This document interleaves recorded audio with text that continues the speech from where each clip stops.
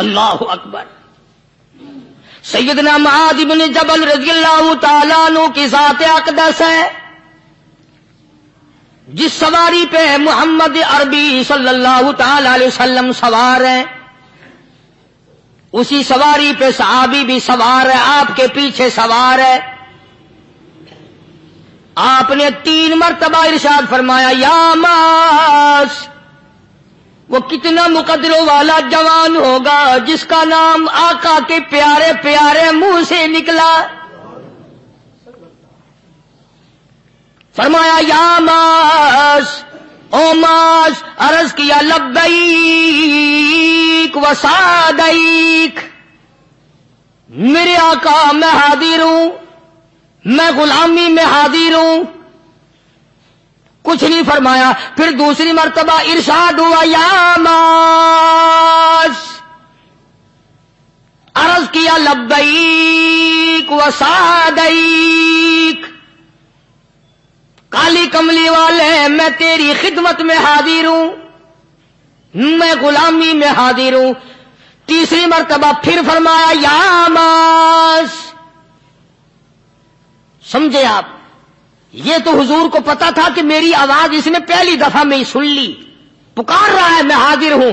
3 مرتبہ آواز اس لیے دی، یعنی میں جو تجھے بتانا چاہتا ہوں وہ بڑی اہم بات ہے، توجہ کر، دھیان کر اس بات کی طرف جو میں تجھے بتانے لگا ہوں. تیسری مرتبہ ارشاد ہوا یا معاذ. عرض کیا لبیک و سعدیک. میرے آقا میں حاضر ہوں، غلامی میں حاضر ہوں. ارشاد فرماؤ. فرمایا یا معاذ لا تشرک باللہ.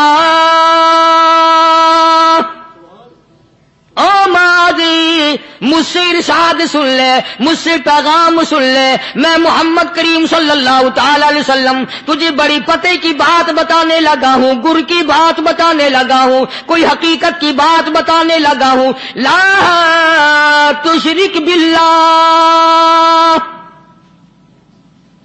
او میرے جمال، میرے صحابی، او معاذ، اللہ کی ذات میں، اللہ کی صفات میں کسی کو شریک نہ ٹھہرانا.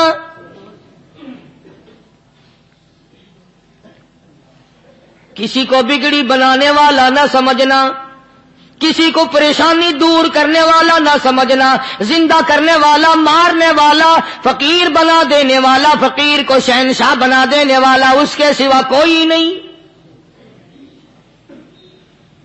چلو ہو گئی بات. فرما دیا آپ نے کہ شرک نہ کرنا. اب ہماری بات سنو، ابھی حدیث کا جملہ باقی ہے جو محمد عربی صلی اللہ علیہ وسلم کی زبان مبارک سے نکلا. اہم بات باقی ہے. ٹھیک ہے فرما دیا، لیکن اب سوال کرو سرکار مدینہ صلی اللہ علیہ وسلم سے کہ جی اگر کوئی مصیبت کی وجہ سے کر بیٹھے، اگر کوئی پریشانی کے عالم میں آ کے کر بیٹھے، کوئی دکھوں کا مارا ہوا کر بیٹھے، تو صاف فرما دیا. فرمایا او معاذ ان قتلتا، اگرچہ تجھے قتل کر دیا جائے، تیرا ٹکڑا ٹکڑا کر دیا جائے، تیرا قیمہ بنا دیا جائے، اس سے بھی سخت بات آگے فرمائی او حرقتا، چاہے تجھے جلا کر خاک کر دیا جائے، تیرا قیمہ بنا دیا جائے، تجھے جلا کر راکھ بنا دیا جائے، کسی حال میں بھی تجھے شرک کرنے کی اجازت نہیں. اور ایک اور بات میرے سے سن کر پکا کے لے جاؤ. چوری کرنے والا ساری عمر چوری کرتا ہے، لیکن کبھی ایسا دن اس کی زندگی میں نہیں آیا ہوگا جب وہ یہ کہے کہ میں عبادت کر رہا ہوں. لاکھ چوری کی ہو یہ کہے گا کہ میں گناہگار ہوں. چوری کر اپن چلو تمہارے منہ پہ نہیں کہے گا، دل میں کہے گا. زنا کرنے والا کبھی نہیں کہتا کہ میں گناہ نہیں کرتا. شراب پینے والا کبھی نہیں کہتا کہ میں گناہ نہیں کرتا. حرام کھانے والا، رشوت لینے والا کبھی نہیں کہتا کہ میں گناہ نہیں کرتا. شرک ایسا گناہ ہے، ایسی گمراہی ہے، اس کو بندہ گناہ سمجھ کر نہیں عبادت سمجھ کے کرتا ہے. اور ارشاد فرمایا محمد عربی صلی اللہ علیہ وسلم نے کہ شرک کرنے والے کو توبہ کی توفیق نہیں ہوتی.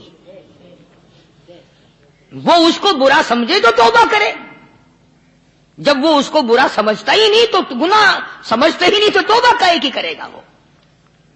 میں عرض کر رہا تھا کہ یہ جو اولیاء کرام ہیں بزرگان دین ہیں، اللہ والے ہیں، یہ شرک کی لعنت سے آدمی کو بچانے کے لیے ساری زندگی کوشاں رہتے ہیں۔ حدیث پاک میں آتا ہے، ارشاد فرمایا محمد کریم صلی اللہ علیہ وسلم نے کہ جب آدمی گناہ کرتا ہے، فرمایا ان فی الجسد لمضغۃ اذا صلحت صلح الجسد كله واذا فسدت فسد الجسد كله الا وهي القلب، او كما قال النبي صلی اللہ علیہ وسلم، ارشاد فرمایا آدمی کے بدن میں ایک گوشت کا ٹکڑا ایسا ہے کہ جب وہ ٹھیک ہو جائے تو سارا بدن ٹھیک ہو جاتا ہے، جب وہ بگڑ جائے تو سارے بدن کا نظام بگڑ جاتا ہے۔ الا وہی القلب، سرکار مدینہ صلی اللہ علیہ وسلم نے فرمایا وہ دل ہے۔ دل آدمی کا سنور جائے تو سارا کچھ سنور گیا، دل بگڑ گیا تو سب کچھ بگڑ گیا۔ ریاکاری دل سے پیدا ہوتی ہے، تکبر دیکھنے میں نہیں آتا، دل میں پیدا ہوتا ہے، فخر دل میں پیدا ہوتا ہے، عجب اور خودبینی دل میں پیدا ہوتی ہے۔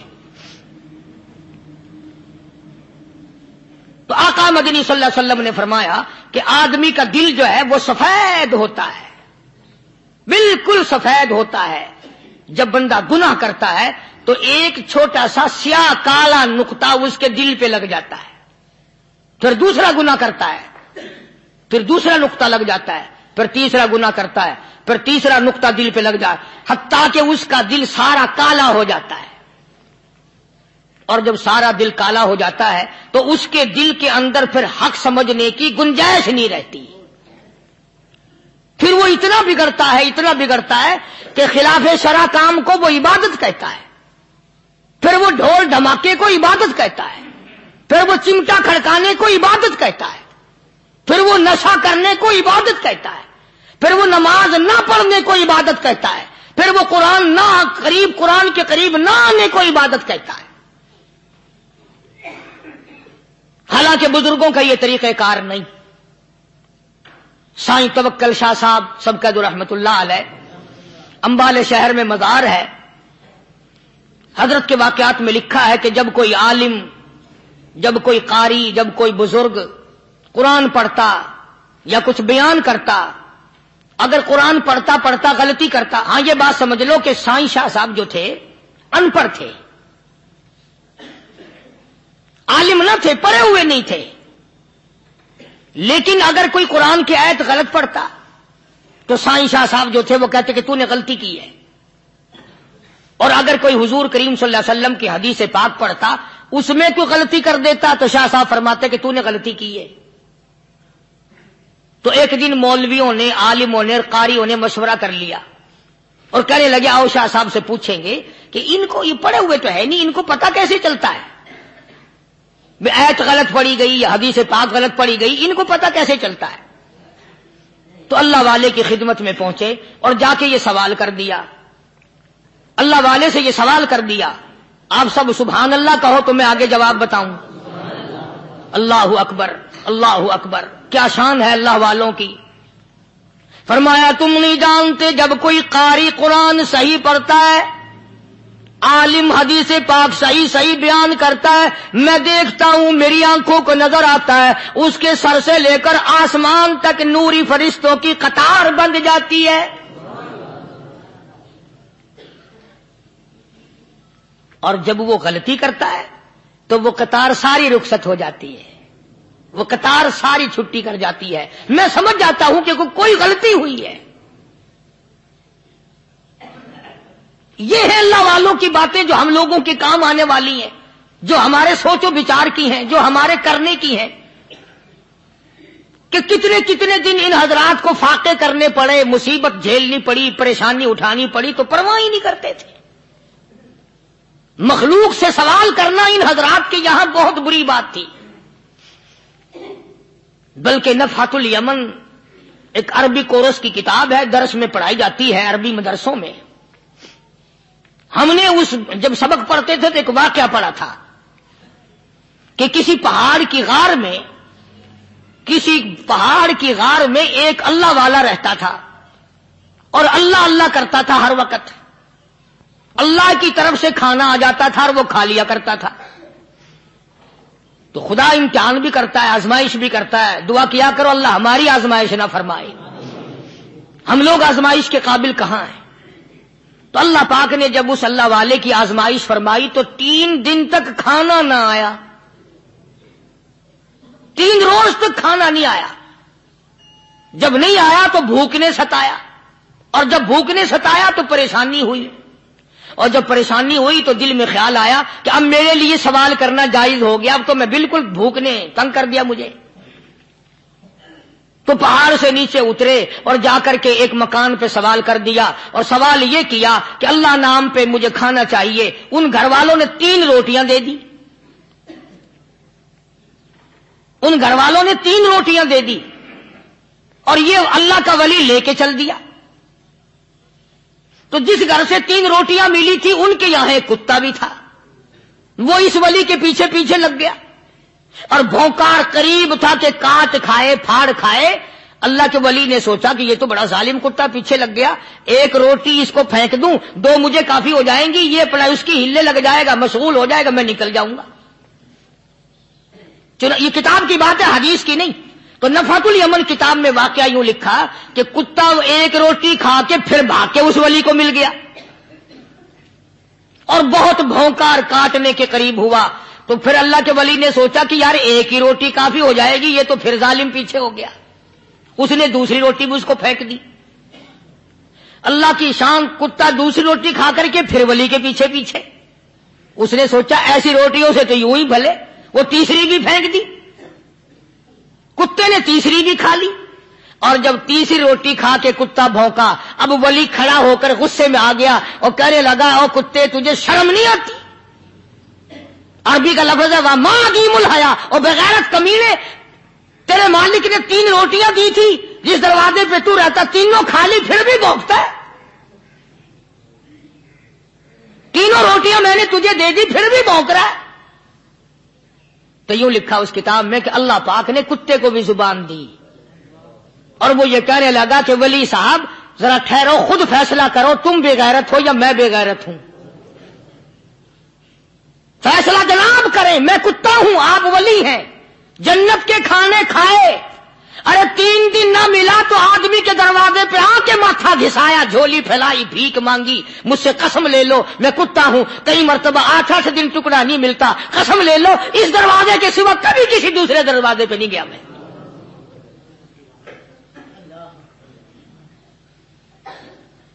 تجربہ کر لو، 3 دن کتے کو ٹکڑا ڈالو، 4تھے دن دم ہلا کر تمہارے پاؤں میں لٹے گا.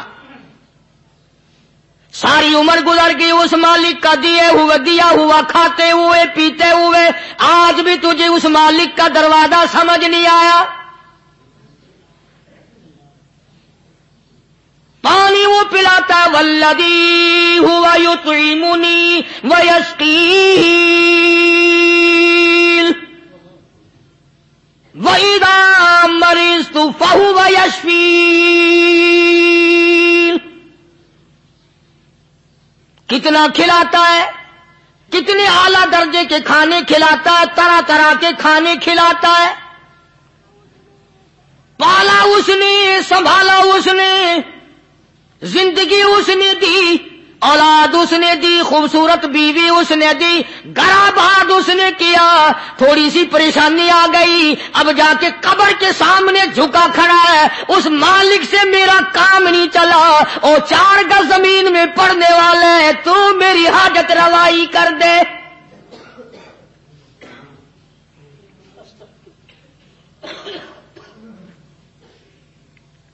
کون سے ولی نے یہ تعلیم دی، کون سے ولی نے یہ ترغیب دی؟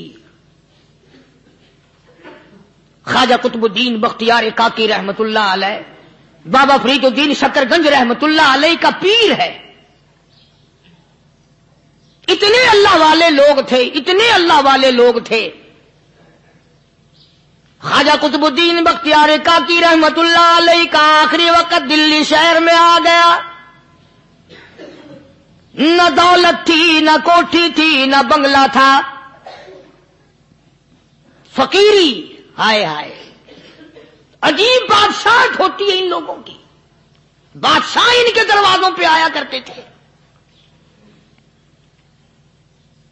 خواجہ ابو الحسن خرقانی رحمت اللہ علیہ بزرگ گزرے ہیں، محمود غزنوی کا زمانہ ہے۔ محمود غزنوی مرحوم بادشاہ نیک آدمی تھا۔ خواجہ ابو الحسن خرقانی رحمت اللہ علیہ کی خدمت میں آیا اور حضرت نے یوں پوچھ لیا، فرمایا محمود 2-4 دن پہلے بھی تو سنا تھا کہ تم ادھر آئے ہو، مجھ سے مل کے نہیں گئے؟ تو کہنے لگا حضرت سرکاری دورے پہ آیا تھا، سرکاری دورے کی لپیٹ میں اللہ والے کی زیارت کو بے ادبی سمجھتا ہوں، اللہ والے کی زیارت کرنے آؤں، کام کوئی اور لے کر آؤں اور اللہ والے کی زیارت کروں؟ میرے نزدیک یہ بے ادبی ہے۔ فرمایا آج ارادہ کر کے آئے ہو؟ کہ جی ہاں ارادہ کر کے آیا ہوں۔ باتیں ہوتی رہی، محمود کہنے لگا حضرت آج بہت بڑا کام لے کر آیا ہوں، دعا فرماؤ، سومناتھ کے مندر پہ حملے کا ارادہ ہے، 70 راجاؤں کی فوج آئیں گی، 70 بادشاہوں کی فوج آئیں گی، 70 راجا ہندو اپنی فوج لے کر آئیں گے، میں اکیلا مسلمان مقابلے میں آؤں گا، دعا فرماؤ وہ قادر کریم مجھے فتح عطا فرمائے۔ کیسی نیت لے کر آیا کرتے تھے بادشاہ لوگ فقیروں کے دربار میں۔ آج تو اگر کسی ولی کے پاس بھی جاؤ گے، میں نے مولانا عبید اللہ انور مدذلو سے پچھلے دنوں عرض کر دیا، میں نے کہا حضرت آپ اپنے گھر میں ہی رہتے ہیں، باہر نہیں نکلتے، کئی دن لوگوں کو نیکی ملے گی، زیارت ہوگی، تو فرمانے لگے قاری صاحب آپ کو کیا پتا ہے، بس اسی کام کے لیے لوگ آتے ہیں، ہماری اینٹ پر دو، ہم نے مکان بنانا ہے، ہمیں دکان کا تعویذ دے دو، ہمارے پیچھے دشمن لگ گیا، ہمارا مقدمہ ہو گیا، اور یوں تو کہنے کوئی بھی نہیں آتا، دعا کر دو اللہ میری قبر میں بھلائی فرما دے۔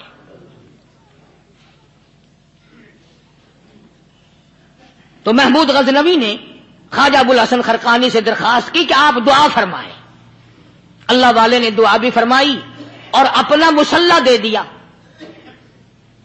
یوں فرمایا محمود جب مشکل وقت آ جائے اس مسلح پہ کھڑے ہو کر 2 رکعت نماز ادا کرنا۔ پتہ چلا کہ اللہ کی مدد جو ہے وہ نماز کے ساتھ ہے۔ میں تمہیں بھی بتاتا ہوں، ولی تو میں نہیں، جب بھی کوئی پریشانی آئے، جب بھی کوئی تکلیف آئے، فرمایا استعینوا بالصبر والصلاۃ، نماز پڑھو انشاءاللہ آسانی ہوگی، صبر کر نماز پڑھ، ان اللہ مع الصابرین،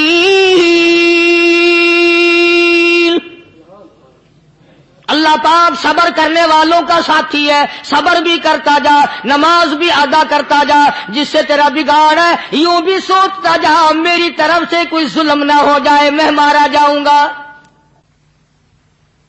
مسلح ساتھ لے کر چلا گیا اور اپنی فوج کو لے کر کے سومناتھ کے مندر پہ حملہ کر دیا۔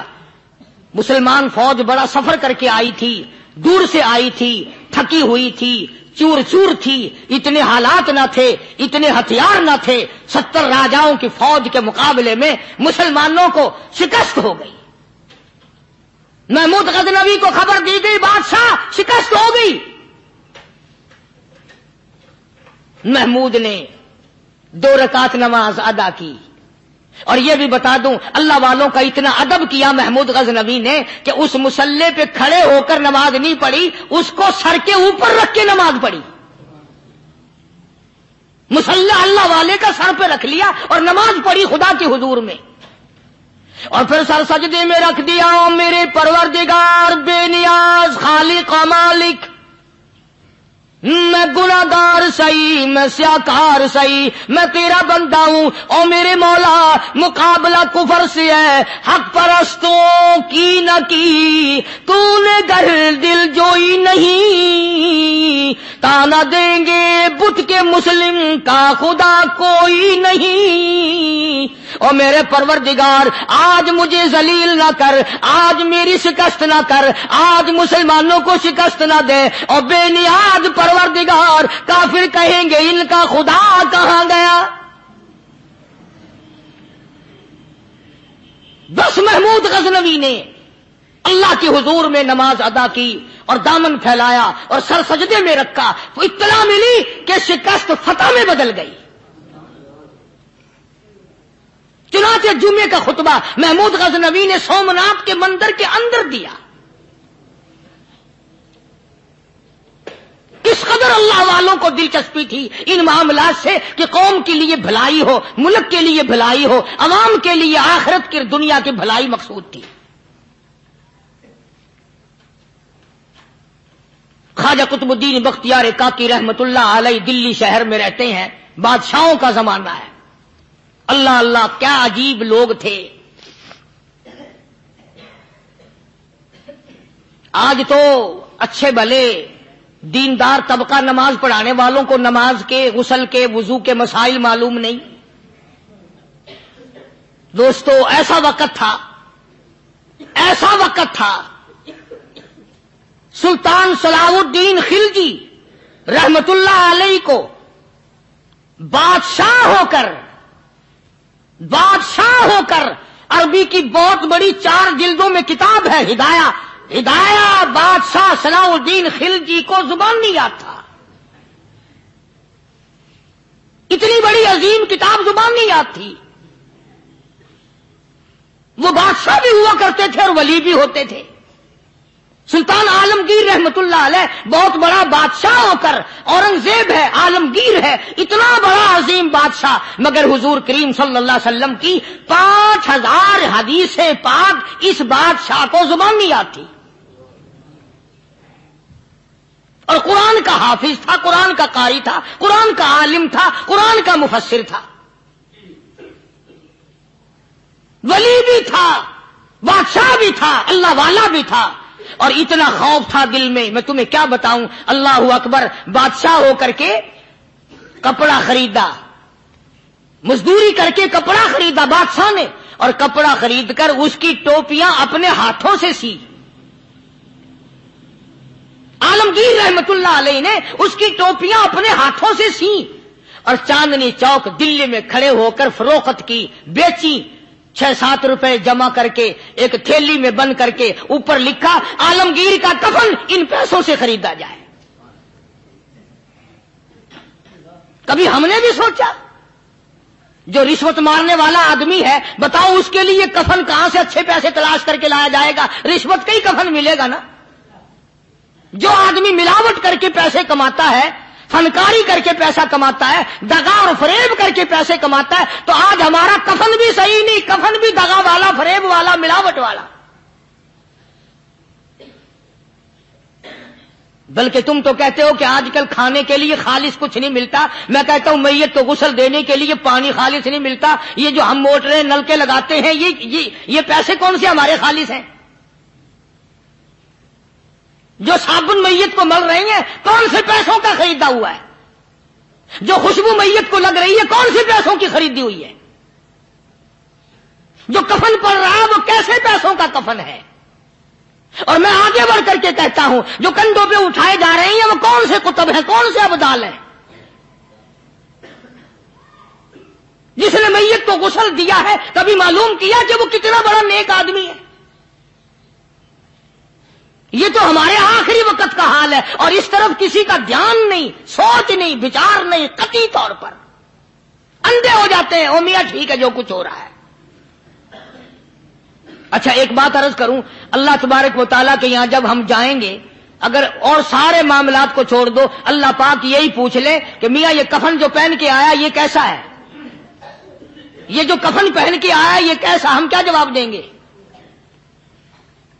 بادشاہ عالمگیر رحمت اللہ علیہ نے تھیلی پہ لکھ کر کے بند کر کے رکھ دیا، جب میرا انتقال ہو جائے، میری موت آ جائے، جب میں دنیا سے رخصت ہو جاؤں، جب میں دنیا سے چلا جاؤں، میرا آخری لباس جو میں نے ساتھ لے کے جانا ہے وہ شادی کے جوڑے دنیا تیار کرتی ہے، سفر کے جوڑے دنیا تیار کرتی ہے، غیر ملکوں میں جانے کے لباس دنیا تیار کرتی ہے، ادھر ادھر جانے کے لیے، تقریبوں میں جانے کے لیے جوڑے لباس پوشاک دنیا تیار کرتی ہے. اور میں کہتا ہوں لوگوں، قبر کی پوشاک ہم کب تیار کریں گے؟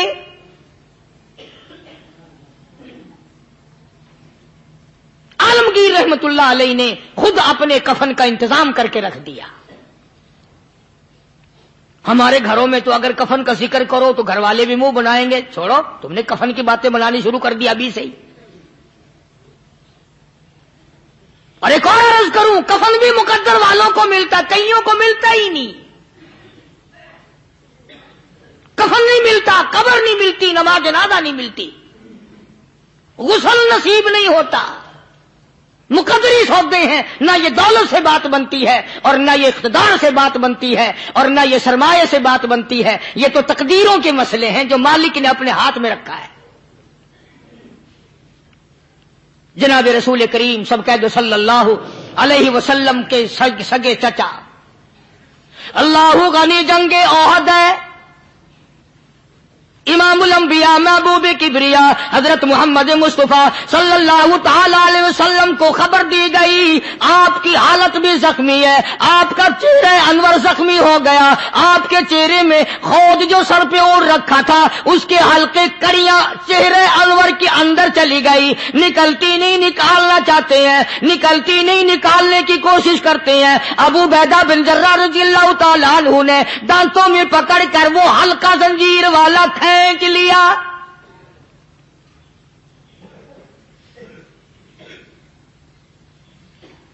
اللہ غنی, ادھر خون کا پھوارا چھوٹا, خون کا پھوارا چھوٹا. اللہ, عرش الہی سے آواز آئی, جبریل. پل جھپکنے کے برابر جبریل ساری دنیا کا نظام طے کر سکتا ہے. توجہ, اللہ نے آواز دی جبریل, عرض کیا حضور, فرمایا یاد رکھ اگر میرے محبوب کا خون زمین پہ گر گیا تو پھر تو جبریل کا آئے گا. سدرۃ المنتہا سے سکنج کو بڑی چیز ہوتی ہے, پل جھپکنے سے پہلے جبریل نے آ کر اس خون کو سنبھالا ہے. اتنی عظمت ہے سرکار مدینہ صلی اللہ علیہ وسلم کی اللہ تبارک و تعالیٰ کے یہاں اور ہر پیغمبر کی. ابراہیم علیہ الصلوۃ والسلام کو وقت کے بادشاہ نے منجنیق میں بٹھا کر یوں آگ میں پھینک دیا, اس منجنیق میں سے, پنگوڑے میں سے خلیل نکل چکا. آواز آئی جبریل, جواب ملا حضور کہ میرا خلیل کو کیا ہوا؟ حضرت جبریل کو حکم ہوا یاد رکھ اگر خلیل کا ایک بال بھی جل گیا تو جبریل کس کام کا. اللہ تبارک و تعالیٰ کے فرشتے نے پہلے پہنچ کر آگ پہ پر بچھا دیے.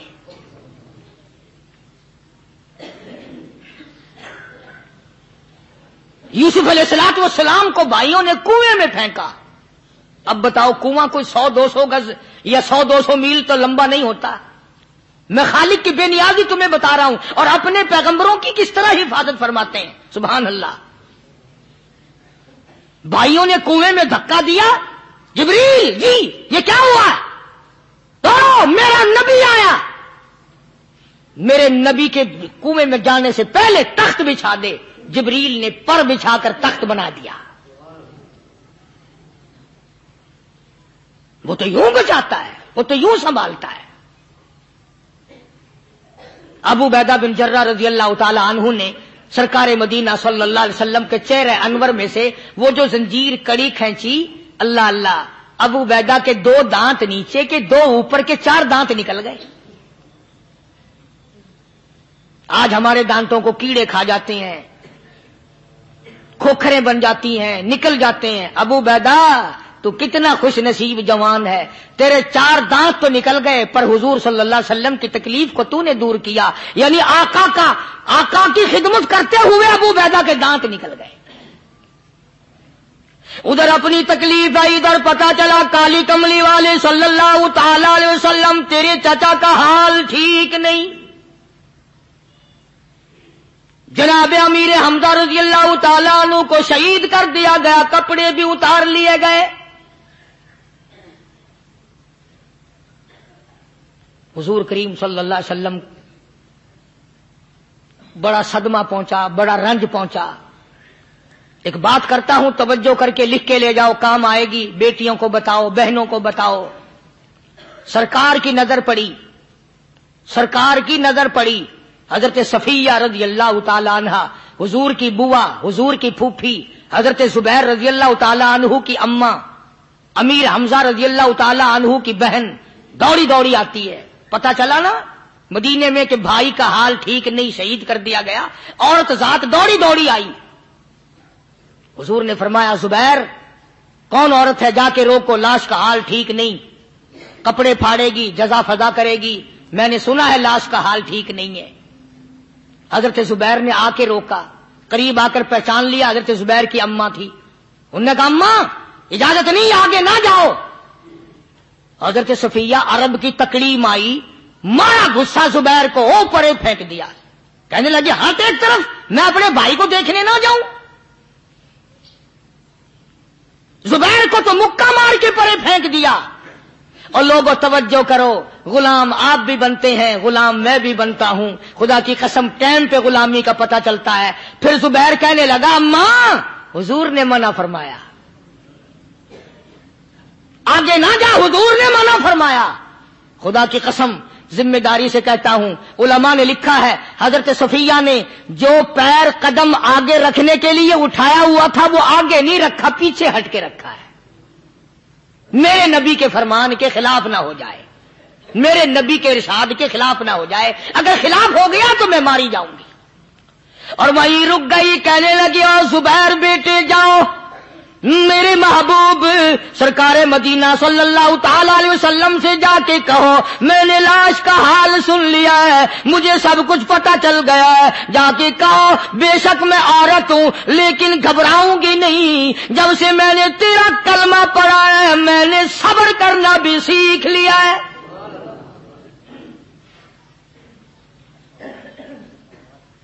میں جزا فضا نہ کروں گی، میں کپڑے نہ پھاڑوں گی، میں رونا دھونا نہیں کروں گی. مدنی کریم صلی اللہ علیہ وسلم کو حضرت زبیر نے جا کے بتا دیا، میری اماں یوں کہتی ہے. فرمایا پھر بے شک اجازت ہے جائے.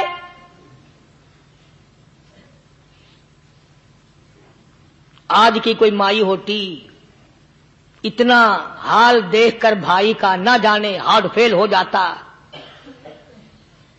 صفیہ نے آ کے دیکھا اپنے بھائی سیدنا امیر حمزہ کے دونوں کان نہیں، ناک نہیں، لب نہیں، 11 ٹکڑے ہوئے پڑے ہیں. روتی نہیں، گھبراتی نہیں، دھڑام سے گرتی نہیں، چہرہ نہیں پیٹتی، ماتم نہیں کرتی. کھڑی ہو گئی، کہنے لگی آ میرے پروردگار میرے بھائی کی قربانی قبول فرما،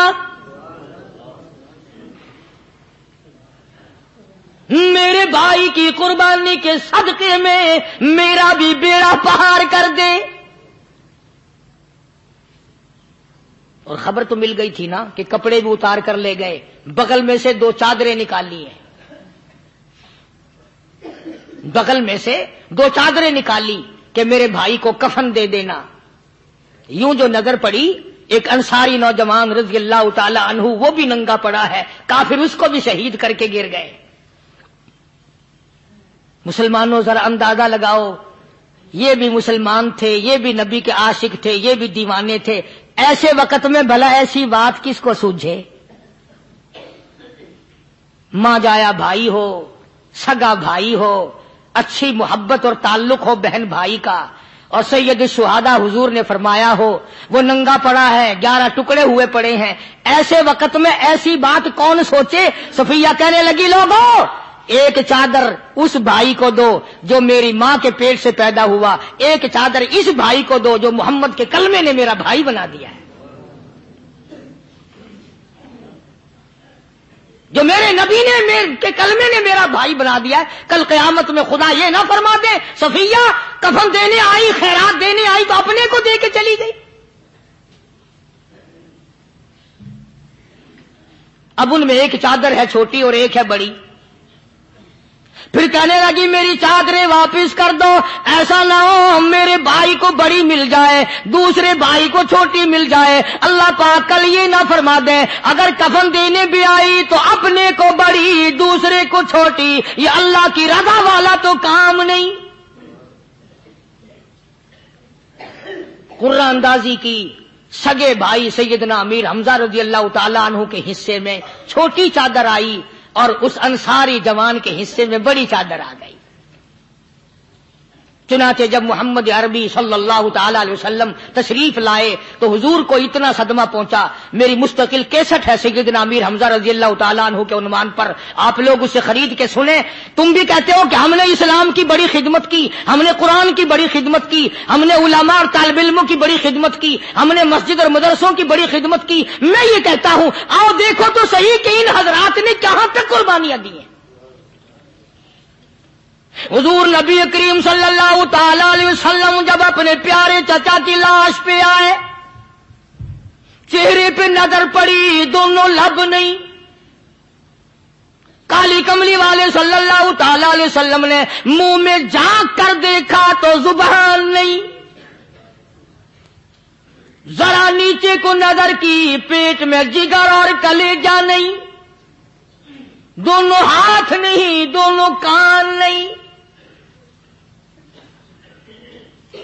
यह हाल देखकर हुजूर सल्लल्लाहु अलैहि वसल्लम को चक्कर आ गया, जमीन पे तशरीफ फरमा हो गए। और फिर बल्कि यहां तक लिखा है कि आपने यूं फरमाया, ओ मेरे मालिक, अगर सफिया माई मेरी बुआ फूफी यहां ना होती तो मैं ये टुकड़े भी ना उठाता। अगर तू यूं ही राजी है तो मैं भी यूं ही राजी हूं।